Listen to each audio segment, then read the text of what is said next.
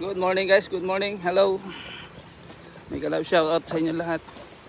Tayo patubig ulit. At bago tayo papasok dun sa loob. Ayan. Ganda.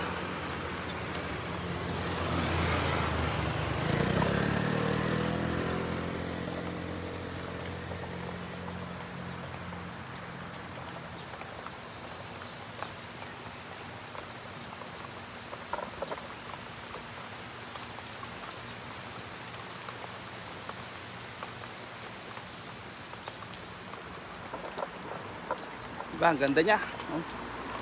Ang daming napapahinto dyan. Lalo ngayon, mamaya, maraming tao dito nagtatambay, mag-ano dyan, selfie. Papatubig tayo guys. Ayan. Every morning ang patubig natin, kaya lang hindi matagalan. Kasi yung super sa init niya, kailangan natin patubigan para ano, supposed to be every other day lang, kaya lang ginagawa ko every day, pero ano siya, 5 to 3 minutes lang, 3 minutes to 5 minutes lang, yung baga parang refresh lang ba. Hindi yung sagad na patubig na supposed to be na 20 minutes to 30 minutes. Ginagawa ko is everyday, pero 5 minutes lang yung pinakamatagal na patubig. Kasi pag every other day guys, kailangan 20 to 30 minutes. Eh, ginagawa ko everyday na lang kasi maaga naman, kamalapit lang to. Ginagawa ko na lang, dinidivide ko yung oras. Kumbaga 5 minutes lang, okay na. Mabasa lang yung lupa, saka yung ito, siyempre itong mga gulay natin. Kasi sa init,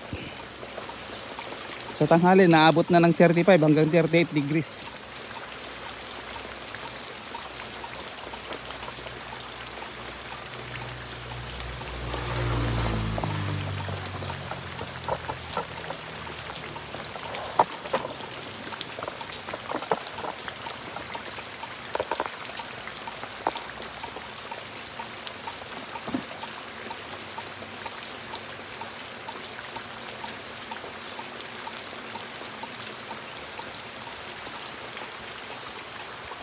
So, inuna natin dito sa bandang harap.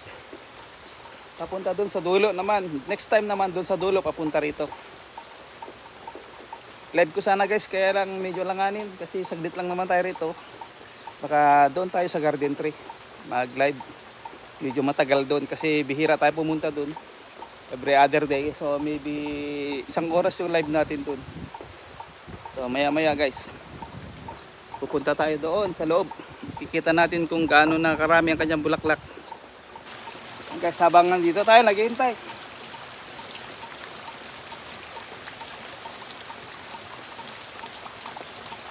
So, ikat-cut lang natin guys. Hindi natin kukunan ng tig 5 minutes para hindi masyadong mahaba. Ino-control ko lang na sana hanggang 10 minutes lang tayo.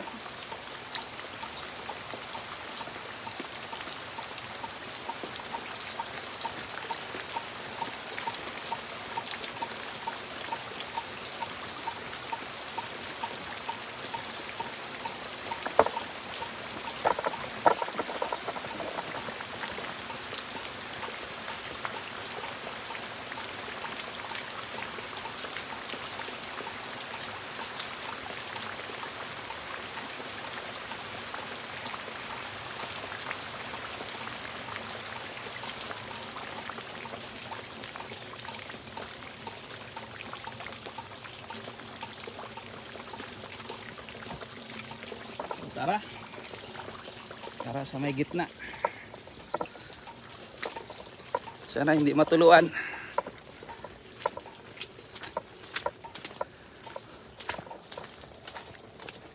At ayan na guys, oh. Ayan na. So pinatubigan ko ngayon guys. Mamayang hapon, sprayan natin ng pamulaklak. So bukas hindi natin patutubigan. Sa Lunes, ayun, patutubigan natin to ng matagal, 20 minutes o 30 minutes. Kasi mag-absent muna ang patubig bukas. Siyempre, sa Lunes na ulit ang patubig nito. Kasi sprayan natin mamayang hapon. Pambulaklak. At least 24 hours na hindi siya mabasa para sana dumami pa. So mamaya naman tayo doon. Dito tayo. stop naman natin yun dito sa bandang harap. Guys, so. Yan.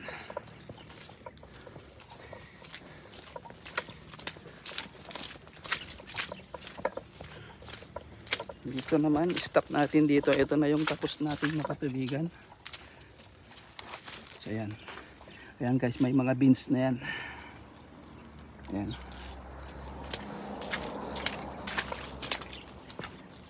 So in 2 weeks guys, baka pwede na tayo mag-harvest.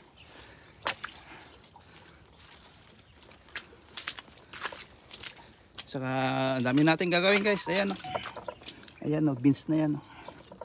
In 2 weeks guys. Dahil sa init, madali lang. Supposed to be, pag ano kasi, pag winter, yung mga ganyang may bunga na maliliit na sa 3 weeks pa, isang buwan ganun.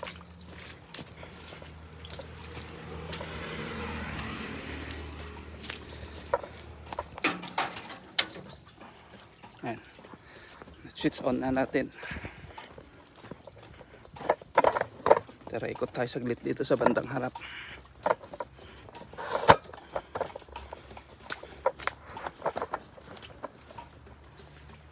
Yan guys, yung mga na-clip.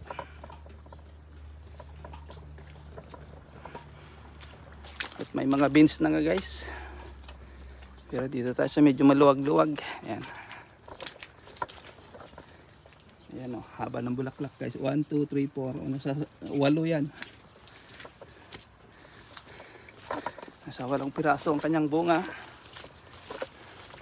Sana huwag mong pagtripan ng ibon. At ito guys oh, meron na naman tayong i-clip na ganyan. Pero baka sa linggo na. Kasi sa linggo hindi ako sasama mag-grocery o mag-ano sa mga apo. Susunduin sila rito kasi hindi pwede si Mrs. mag ano, labas-labas muna sa init. Yan guys, yan. Hindi makita ang patubig no. Kasi maliwanag na.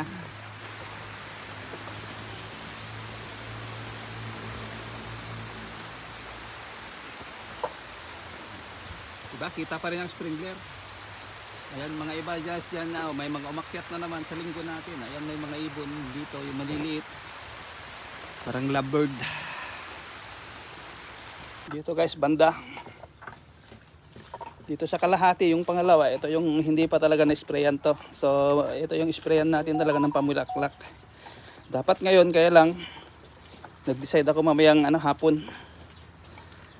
Mga 4 o'clock, 5 o'clock ganun. Para tamang-tama sa Lunes, pwede na natin siyang matubigan. Lunes ng umaga. Kasi gusto ko dito tayo mag-live sa Lunes. Ayan o. Pero sprayan pa rin natin guys. Lahat-lahat sa sprayan natin na 100% ng pamulaklak. Last spray ng pamulaklak dyan din. Pag mag-harvest na tayo sa June na ang next ang spray ng pamulaklak. Ang gagawin natin every 2 weeks. Pero kung pag-harvest natin at maganda ang presyo, every 1 week, sprayan natin ng 100% na pamulaklak. Para bawat sanga na palabas may bulaklak. Ganun lang.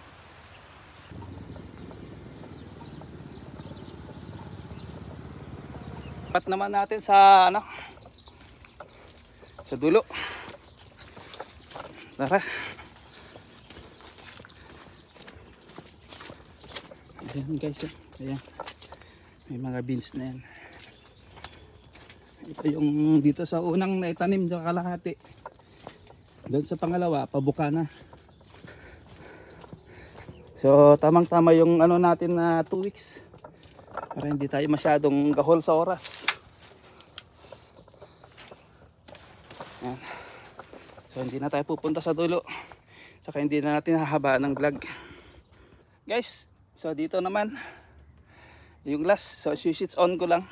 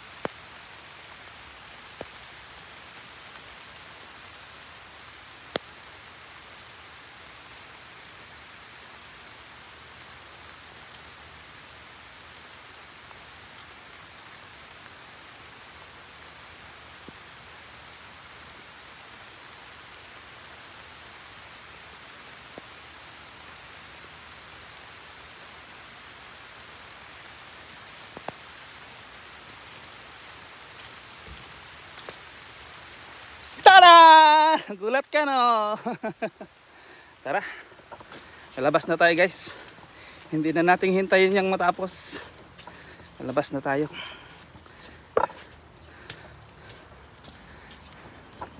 At so ito naman yung ano. Talagang isprayan natin to kasi ayan. At yan ang okra.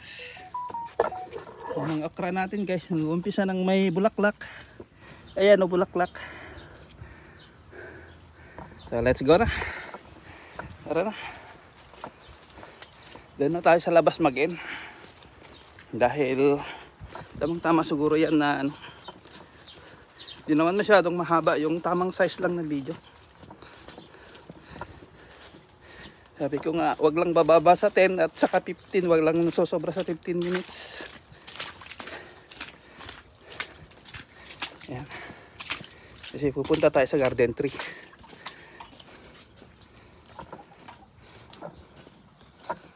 So ayan, dito na tayo. Thank you so much everyone sa inyong always support sa aking munting channel. God bless everyone. So bye bye na. Agang maaga na pero wagang aga pa pero mainit-init talaga. Bye na.